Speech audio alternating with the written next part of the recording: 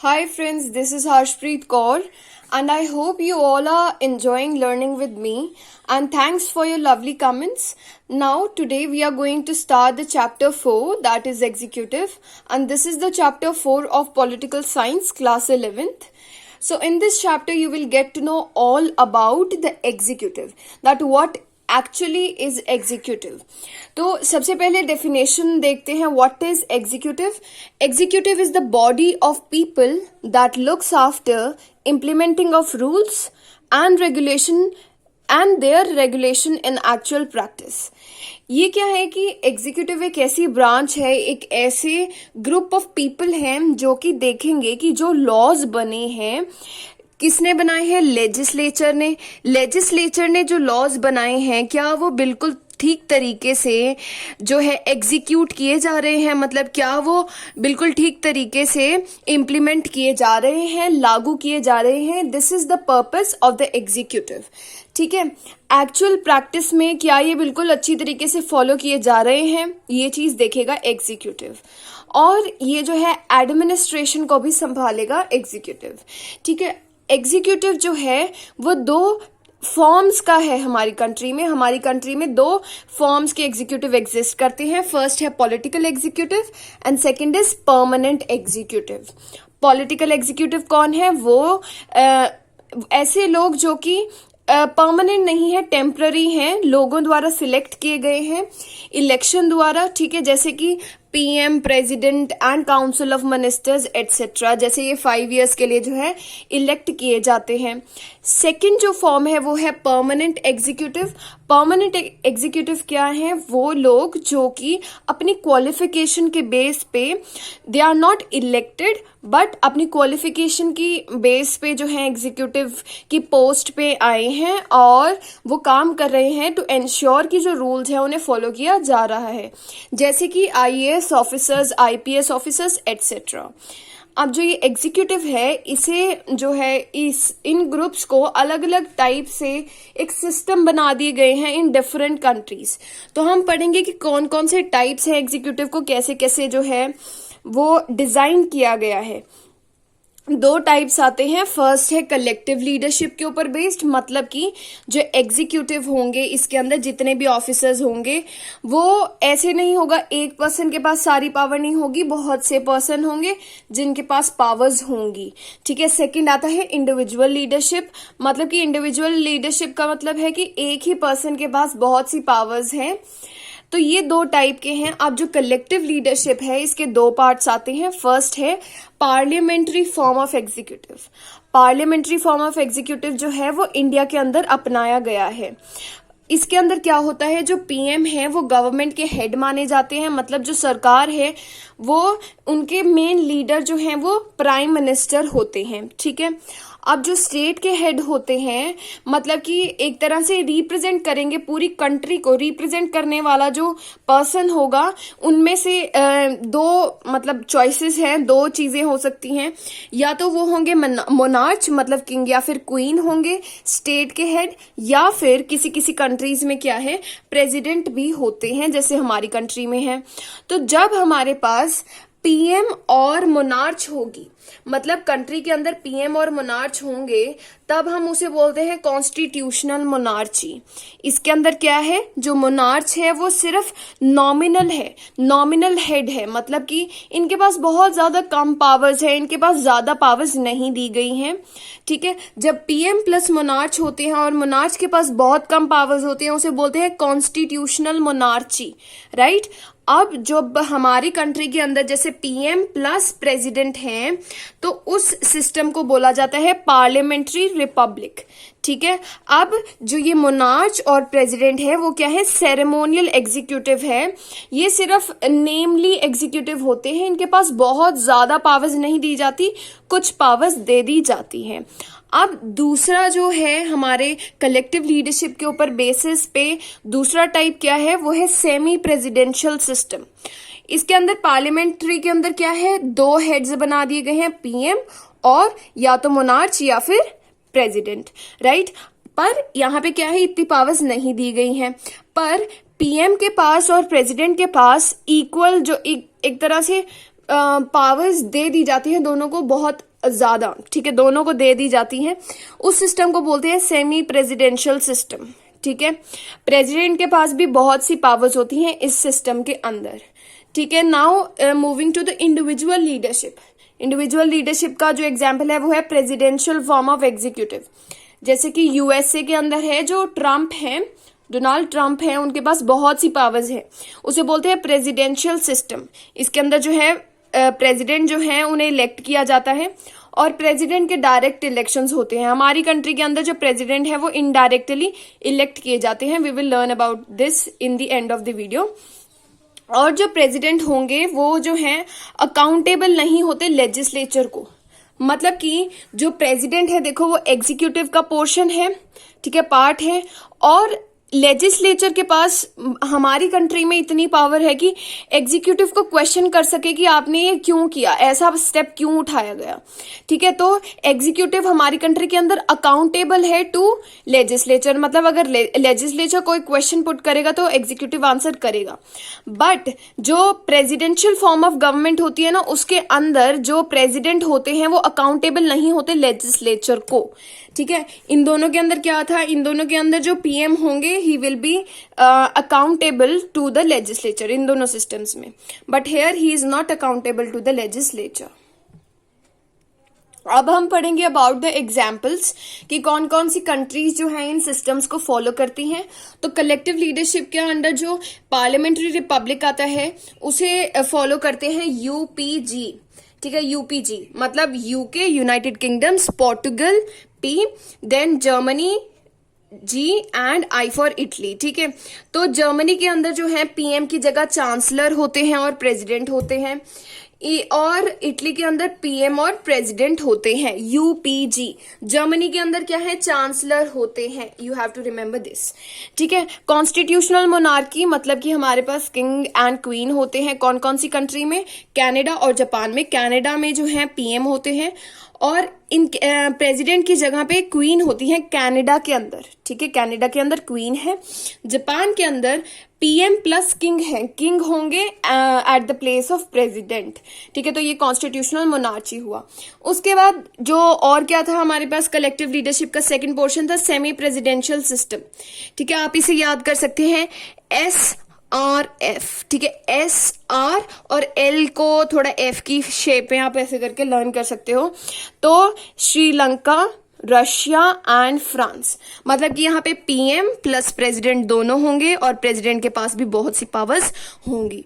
Then आपके पास आता है प्रेसिडेंशियल सिस्टम। आपको पता है यूएस के अंदर प्रेसिडेंशियल सिस्टम है, प्रेसिडेंट के पास बहुत ज्यादा पावर्स है, और ब्राजील के अंदर भी प्रेसिडेंशियल सिस्टम है, ठीक है। अब देखो, अब हम एग्जाम्पल पढ़ेंगे अबाउट द श्रीलंका कि श्रीलंका के अंदर जो सेमी प्रेसिडेंशियल सिस्टम है वो कैसा है, ठीक है।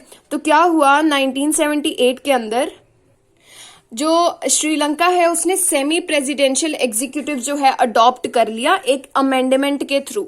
अमेंडमेंट मतलब अपने कॉन्स्टिट्यूशन के अंदर एक चेंज किया और सेमी प्रेसिडेंशियल एग्जीक्यूटिव को अपने कॉन्स्टिट्यूशन के अंदर एक प्लेस दे दिया कि हमारे पास प्रेसिडेंट भी होंगे और पीएम भी होंगे, और जो प्रेसिडेंट होंगे उनके पास भी बहुत सी पावर्स होंगी, ठीक है। सेमी प्रेसिडेंशियल एग्जीक्यूटिव को एग्जीक्यूटिव प्रेसिडेंसी भी बोला जाता है, एग्जीक्यूटिव प्रेसिडेंसी, ठीक है, प्रेसिडेंसी।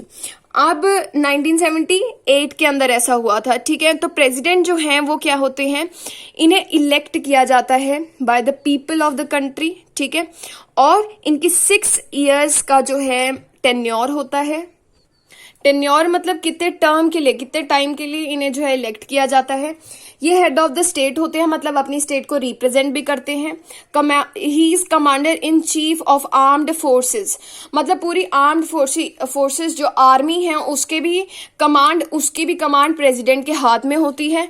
और हेड ऑफ द गवर्नमेंट भी प्रेसिडेंट को ही बनाया गया है। पूरी गवर्नमेंट का सिस्टम भी कौन संभालेगा, प्रेसिडेंट संभालेगा इन श्रीलंका, ठीक है। जो पीएम है जिनकी सबसे मेजॉरिटी है इनके जो लेजिस्लेचर है उसके अंदर, उन्हें ये जो है बना देते हैं पीएम, प्रेसिडेंट बनाएंगे पीएम को। फिर उसके बाद जो रिमूवल है, इनके रिमूवल का प्रोसेस क्या है कि अगर कोई मोशन पास कर दिया गया है कि प्रेसिडेंट को हटाना है, तो 2/3 of the people must say yes कि इन्हें हटाना है। जितने भी एमपी हैं उनका टोटल एमपीज का, ये थोड़ा स्पेशल मेजोरिटी से अलग है which we have already discussed. मतलब पूरे टोटल एमपीज जो हैं अगर उनमें से 2/3 लोग कह दें कि इन्हें हटाना है तो ये हट जाएंगे। बट अगर हाफ लोगों मतलब 50% एमपीज ने बोला कि भाई यस इन्हें हटाना है, तो क्या होगा कि अगर जो स्पीकर है मतलब कि जो पार्लियामेंट को संभालने का काम करते हैं, जो ये इंश्योर करते हैं कि हर एक पर्सन को बोलने का जो है परफेक्टली राइट मिले इन पार्लियामेंट, उन पर्सन को भी लगता है कि ये सही है, तो वो क्या करेंगे, सुप्रीम कोर्ट के अंदर जो है इंक्वायरी डालेंगे कि सुप्रीम कोर्ट देखेगी अब कि जो प्रेसिडेंट है उन्हें हटाना है या नहीं। मतलब अगर 2/3 आ गई तो हटेंगे ही हटेंगे, और अगर 50% पीपल भी कह रहे हैं कि एमपीज भी कह रहे हैं कि यस, देन जो है सुप्रीम कोर्ट श्रीलंका की डिसाइड करेगी उसके बाद क्या होगा। ठीक है, this was semi presidential executive इन श्रीलंका। अब हमने श्रीलंका के बारे में डिस्कस कर लिया, मेन बेस देख लिया कि एग्जीक्यूटिव होता क्या है, क्या क्या टाइप्स होते हैं। अब हम पढ़ेंगे कि इंडिया के अंदर किस टाइप का एग्जीक्यूटिव है। मैंने आपको बताया है पार्लियामेंट्री एग्जीक्यूटिव है, जिसके अंदर पार्लियामेंट्री रिपब्लिक वाला पोर्शन इंडिया का है। ठीक है, अब इसके अंदर हम क्या क्या पढ़ेंगे इस टॉपिक के अंदर, पार्लियामेंट्री एग्जीक्यूटिव इन इंडिया। इसमें हम पढ़ेंगे about the president, about the vice president, about the PM and his council of ministers, और वी कैन से कैबिनेट। ठीक है, इन तीनों के इन 4 चीजों के बारे में बात करेंगे, इन 4 पोस्ट के बारे में बात करेंगे। अब हमें जब इंडिपेंडेंस नहीं मिली थी तो कुछ एक्ट्स बने हुए थे ऑफ 1919 एंड 1935, मतलब कुछ रूल्स बना दिए गए थे बाय द ब्रिटिशर्स, जिसके अकॉर्डिंगली हमारा जो सिस्टम है, हमारी जो गवर्नमेंट है वो चलती थी। उसके अंदर भी जो है पार्लियामेंट्री फॉर्म ऑफ एग्जीक्यूटिव थी। तो इससे क्या है, जो कॉन्स्टिट्यूशन मेकर्स है उन्हें ये सिस्टम बहुत अच्छा लगा, बहुत ज्यादा फेयर लगा। तो इसकी वजह से जो है उन्हें लगता था कि जो ये सिस्टम है इसके अंदर क्या है, जो भी लीडर होगा, मतलब कि जो पीएम है, पीएम को लीडर बनाया गया है ना, तो वो जो है अकाउंटेबल होने चाहिए, मतलब कि लेजिस्लेचर को आंसरेबल होने चाहिए। इनके पास इतनी भी पावर नहीं होनी चाहिए कि ये कुछ भी अनकॉन्स्टिट्यूशनल काम करें।